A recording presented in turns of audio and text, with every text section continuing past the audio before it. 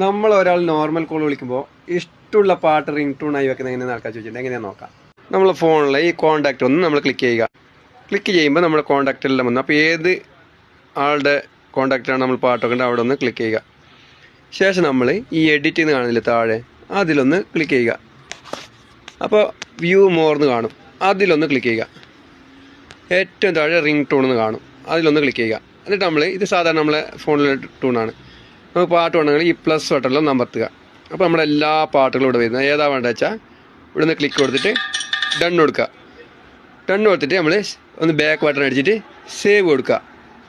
അപ്പോൾ ഇനി ആ പാട്ടായിരിക്കും പാടുക.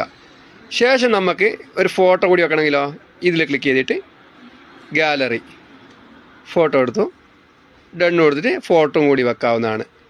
ഫോട്ടോ കൂടിയായി. ഇനി നമുക്ക് പിന്നെ താഴോട്ട് വരുമ്പോൾ ഇതിൽ നിക്ക് നെയിം നമുക്ക് ഒരു വിളിപ്പേരുണ്ടെങ്കിൽ അതും കൊടുക്കാവുന്നതാണ് ഇവിടെ ക്ലിക്ക് ചെയ്തിട്ട്. അറിയാത്തവർക്ക് വേണ്ടിയിട്ട് മാത്രമുള്ള വീഡിയോ ആണ്. കുറേ ആൾക്കാർ ചോദിച്ചിട്ടുണ്ട്. അറിയുന്നവർക്ക് ബാധകമല്ല. നിങ്ങളെ കമൻറ്റ് ഞാൻ കാര്യമാക്കുന്നുമില്ല. അപ്പോൾ ലൈക്ക് ചെയ്യുക, കമൻറ്റ് ചെയ്യുക, ഷെയർ ചെയ്യുക. എൻ്റെ വീഡിയോ ആദ്യമായിട്ട് കാണുന്നവർ ഫോളോ ചെയ്യാൻ മറക്കണ്ട.